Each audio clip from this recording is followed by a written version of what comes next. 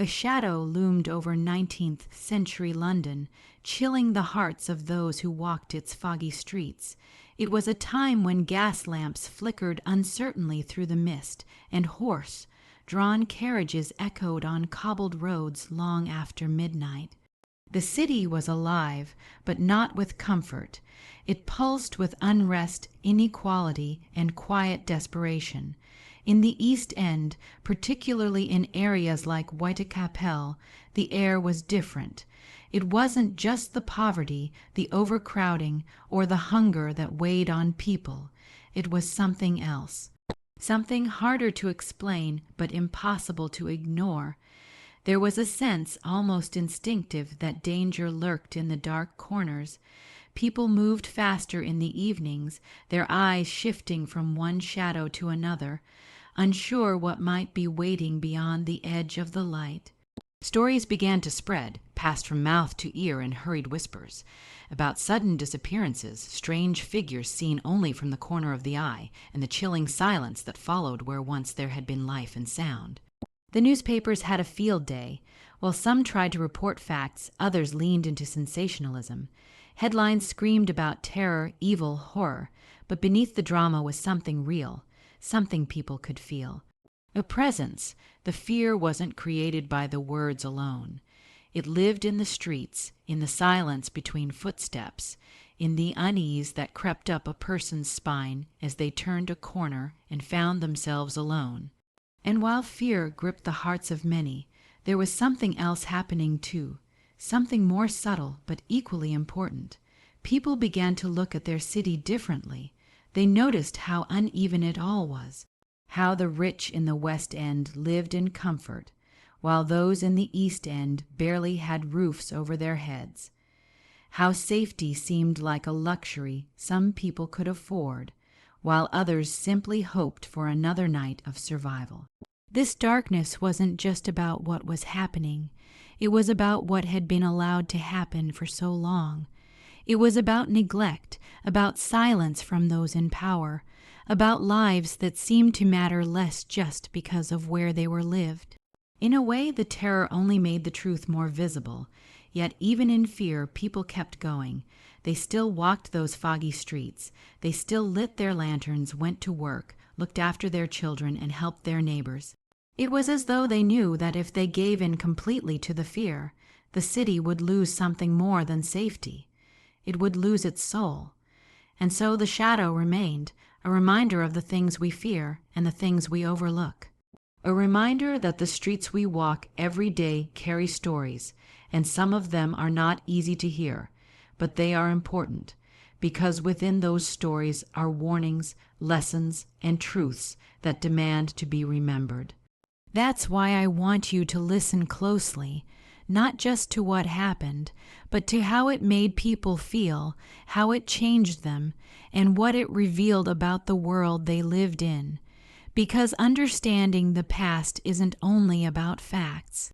It's about stepping into another time, another life, and feeling what others felt, even if just for a moment. This story isn't told to scare you. It's told to make you see, to understand, and to remember that even in the darkest places, people carry light inside them. Mysterious crimes struck in the dead of night, leaving only whispers and fear behind. It often began the same way, just as the last pubs emptied and the streets quieted, when most had retired to cramped, drafty homes, and only the unfortunate few were still out, trying to make ends meet or searching for shelter. That was the hour when silence became dangerous, when the thick fog curled tightly between the brick buildings of Whitechapel, hiding more than just the worn corners of the city, and then, without warning, it would happen. A single scream might pierce the night, quickly swallowed by the vast silence of the city. Maybe someone heard it, maybe they didn't. Perhaps a passer-by thought they saw a figure disappear into the dark, but who could say for sure? The next morning would reveal the truth. Another body, another victim, and another wave of horror that swept through the streets like a cold wind. These crimes weren't loud or messy in the way that people expected violence to be. No windows were broken. No doors kicked in. Instead, they were calculated, quiet, precise, the kind of silence that made the violence even more disturbing. People didn't just grieve. They shuddered, because the message wasn't just that someone had died. The message was that it could happen again, and no one knew when or where or who would be next. That uncertainty was its own kind of cruelty. It meant that everyone began to watch everyone else just a little differently. Strangers were no longer just strangers. Footsteps behind you weren't just another person on their way home. They became something to fear. A simple glance exchanged with someone in the street carried new weight. And the fear didn't stay outside. It followed people inside their homes, into their thoughts, into their sleep. You have to understand what it meant to live in that constant tension. It wasn't just the loss of safety. It was the loss of trust. In the community, in the law, in the world that people thought they understood. The police, already overwhelmed, struggled to make sense of what was happening. Every new crime scene raised more questions than it answered. Clues were rare, and those that were found only deepened the mystery. They were always one step behind, and that became obvious very quickly. The press, of course, was relentless. With every headline, fear spread faster. Speculation became a kind of entertainment, even as real people suffered. Some papers printed letters and drawings, each more disturbing than the last, while others played into wild theories and false accusations. But beneath all the noise, something very quiet and very human was happening. People were losing faith that anyone could stop the nightmare. And yet, in spite of the fear, people kept living. That's what's so striking. The city didn't shut down. Mothers still walked their children to school. Bakers still opened their shops in the mornings. Workers still crowded into factories, but something had changed in their eyes. You could see it, that flicker of worry, that second glance over the shoulder, that instinct to move a little faster after sundown. These weren't just crimes. They were tremors in the lives of ordinary people, shaking the very ground they walked on. And as night fell again, the city held its breath, because it wasn't just about who had done it. It was about what these acts said about the world, about how fragile life was, how easily it could be taken, and how helpless people felt to stop it. Some began to light candles in their windows, small beacons against the darkness. Others walked in groups, never alone, hoping safety could be found in numbers.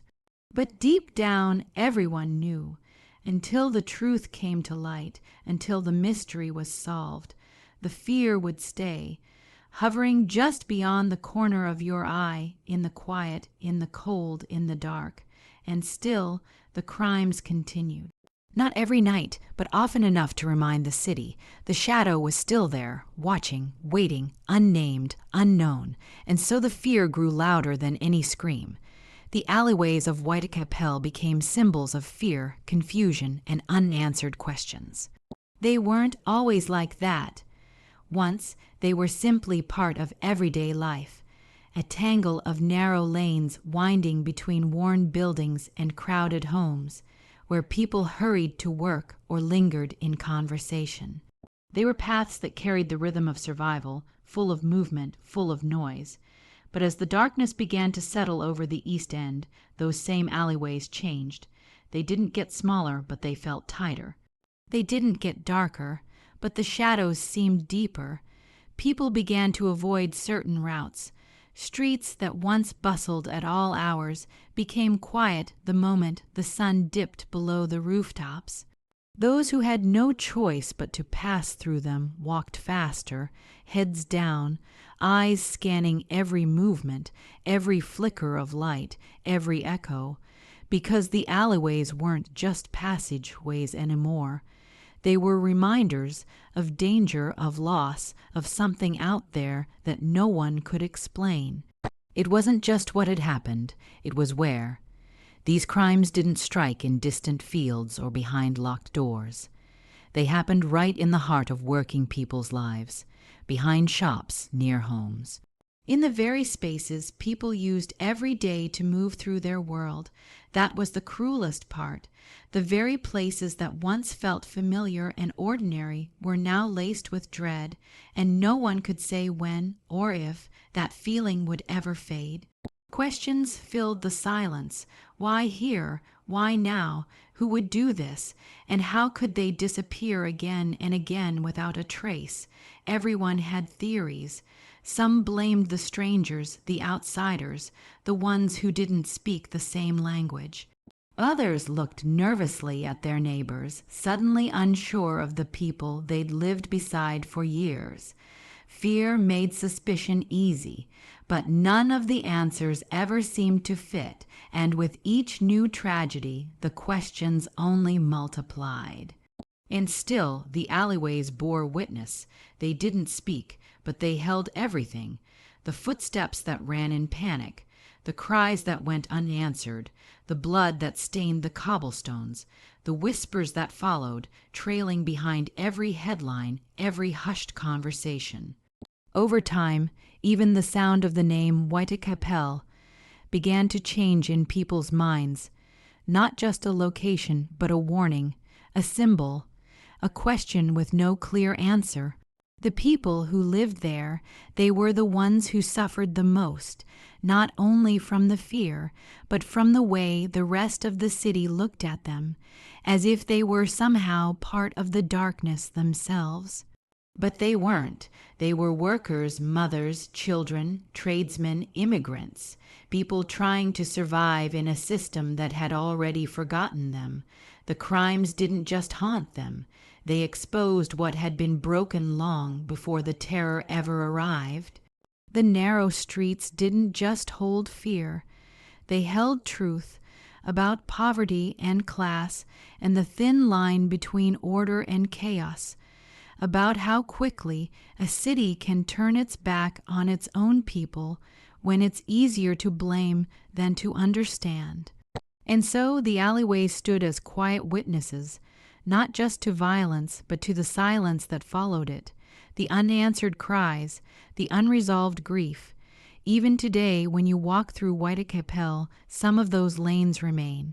They've changed, of course. Time has a way of painting over the past, but if you listen closely, if you walk slowly enough, there's still something in the air, a kind of weight, not heavy exactly, but present. Lingering, a reminder that some stories don't end, because the questions they raised were never truly answered. That's why I'm telling you this, not to frighten you, but to help you understand. The streets we walk hold memory.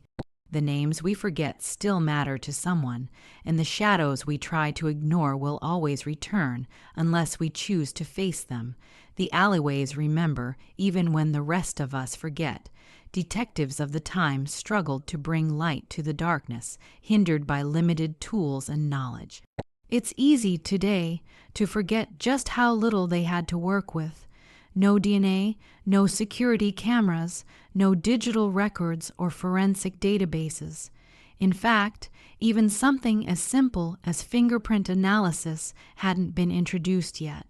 They relied on intuition, interviews, street gossip, and the hope that someone, somewhere, had seen something and would be brave enough to speak.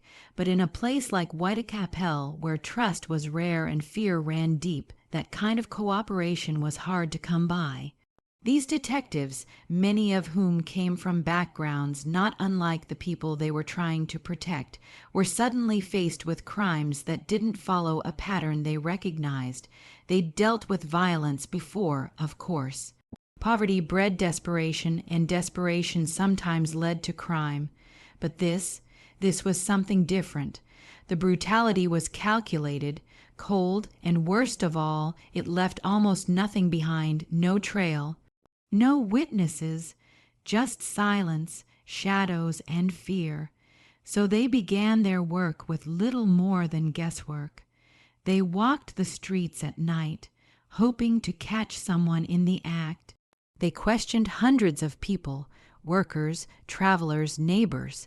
some of whom were interrogated again and again without reason, simply because they were in the wrong place at the wrong time. But nothing stuck. Every time they thought they were close to understanding, the darkness seemed to pull the truth just out of reach.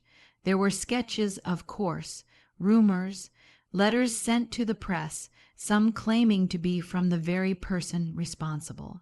Some were obvious hoaxes, meant only to stir up more fear or attention. Others felt more real, more chilling, but who could be certain? Without proof, everything remained uncertain. And the more uncertain it became, the more the public began to turn their fear toward the investigators themselves. People demanded answers, they wanted justice, and when none came, they blamed the very ones trying to help. Newspapers printed cruel caricatures of inspectors in overcoats, stumbling around in the fog. Public meetings turned angry. Politicians began to feel the pressure, but none of the shouting made the clues appear. None of the outrage revealed what the shadows had hidden. Behind the scenes, some officers worked themselves to the edge of exhaustion. They weren't just hunting a criminal. They were fighting a system that wasn't built to handle something this complex. The East End was overcrowded and under-policed. Some crimes were reported, others weren't. Witnesses feared being involved. Evidence could be destroyed by a few drops of rain or the sweep of a broom. There were moments when even the most seasoned detectives stared at their notes and realized they had nothing. No answers, just names, dates, places, and too much silence between them. They tried everything they could think of: undercover patrols, decoy officers dressed as civilians, door-to-door interviews, new maps of crime scenes. But each time the darkness won, it grew stronger, not just in reality, but in people's minds. It began to seem unstoppable, untouchable, like something larger than human, something that couldn't be caught because it had no face, no name, no motive. And in a way, that became the hardest part, the mystery itself, the way it hovered over every street corner, in every newspaper, in every sleepless night. When you don't know who or what you're fighting, fear becomes the enemy.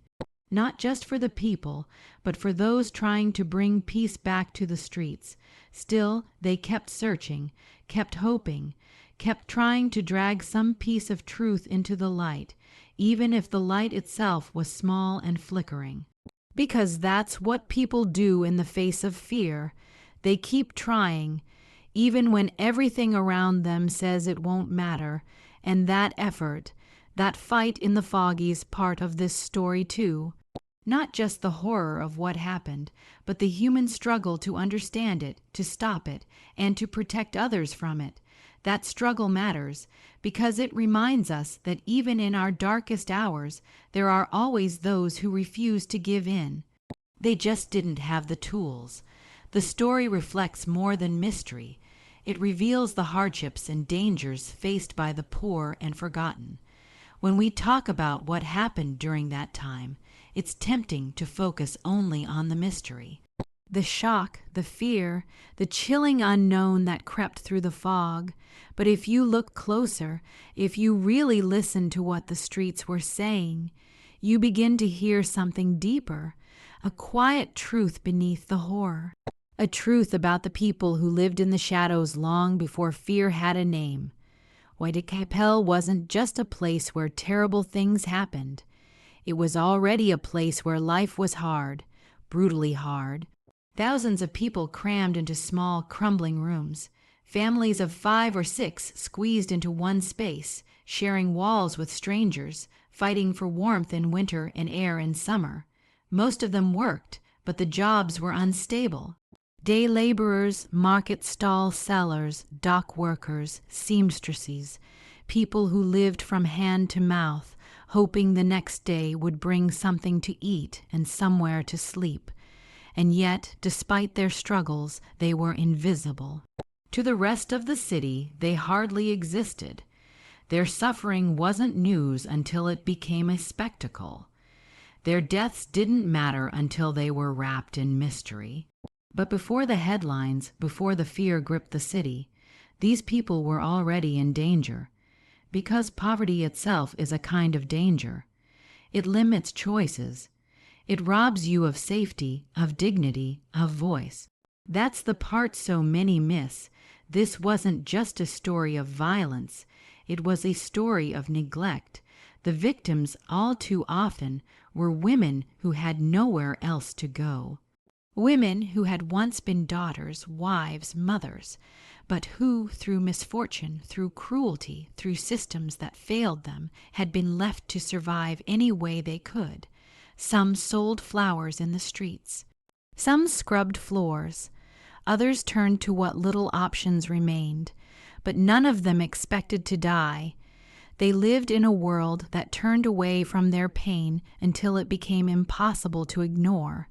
And even then, the attention they received wasn't always filled with compassion. The newspapers told their stories in ways that distanced them from the reader, painting them not as people, but as symbols. And too often, the word poverty was used as a reason, as if struggling to survive somehow explained away why someone should suffer such an end. But listen, these were human beings. They laughed, they hoped. They carried burdens and memories and dreams, even when the world around them had none to offer in return. Their stories deserve to be remembered not because of how they died, but because of how they lived in a city that offered them so little. What unfolded in those alleyways was a symptom, not just an act. It was the result of a system that allowed suffering to pile up, unaddressed, unseen. And when people live too long in the dark, unheard, uncared for, they become vulnerable, not just to crime, but to the kind of silence that makes those crimes possible. You see, this is not just about the mystery of who. It's about the question of why. Why were so many people forced to live in conditions unfit for survival? Why were their cries for help answered only after it was too late? And why did it take blood in the streets for the rest of the city to notice? These questions echo louder than any headline. Because the deeper truth of this story isn't just in the horror of the acts, in the way society watched suffering grow in its own backyard and chose not to act until fear reached their own doorstep. The darkness that settled over Whitechapel didn't come from nowhere. It grew from years of neglect, of systems built to benefit the few, while the many were left to fend for themselves. And when fear finally forced the city to look east, it didn't just see a mystery. It saw the cost of its own indifference.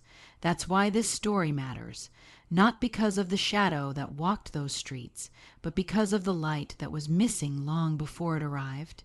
To this day, the case remains unsolved, a haunting chapter in the history of criminal investigation.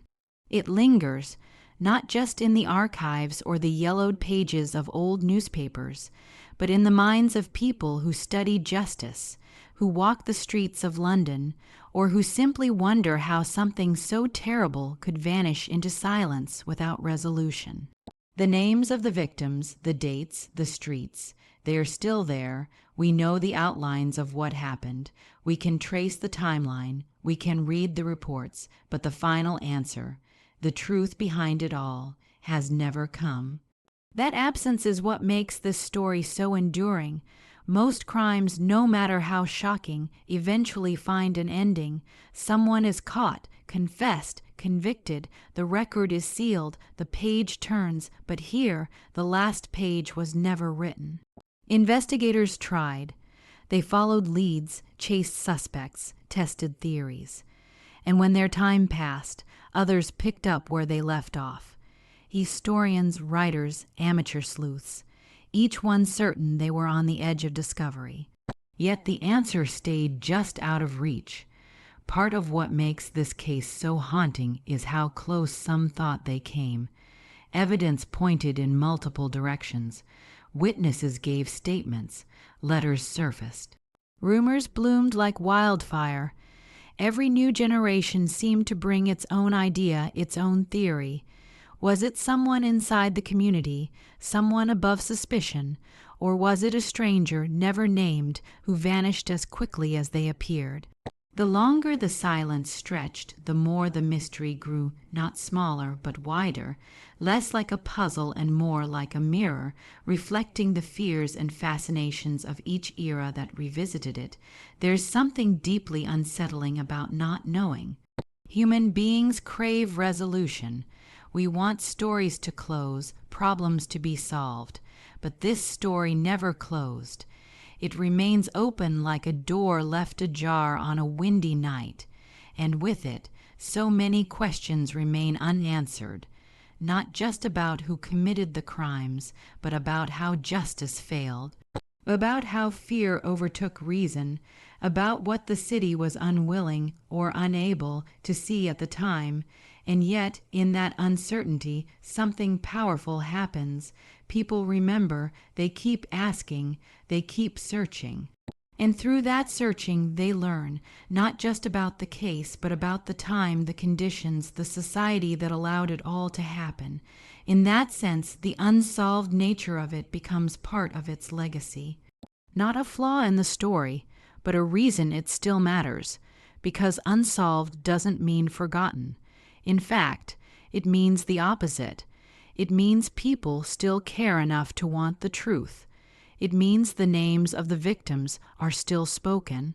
It means the injustice hasn't been allowed to vanish completely into history. That's something rare, especially when the victims came from places and circumstances the world usually tries to ignore. This unresolved chapter forces us to look at what happens when systems break down, when fear spreads faster than facts, when people are left to protect themselves in a world that offers little support. And it reminds us that justice is not only about catching the guilty, it's about protecting the vulnerable, about listening, about acting before the harm is done, not just after. There's a kind of silence that follows a solved crime, a closure, but the silence that follows an unsolved one is different. It echoes. It asks questions, and this one, more than a century later, still echoes in alleyways and history books and whispered conversations. It's a silence full of weight, and maybe that's why it still matters. Not just because of the horror it represents, but because of the humanity it demands. The victims were people whose stories were nearly erased, but the mystery of their deaths has kept their memory alive in a way that demands compassion, reflection, and humility. That's the legacy of an unanswered question. It doesn't fade, it lingers waiting not just to be solved, but to be understood. Thank you for walking through the shadows with me and for listening not just to the mystery, but to the voices beneath it. Let these stories remind us that even in silence, truth waits to be heard. Until next time, stay curious, stay compassionate, and never stop seeking the light in dark places.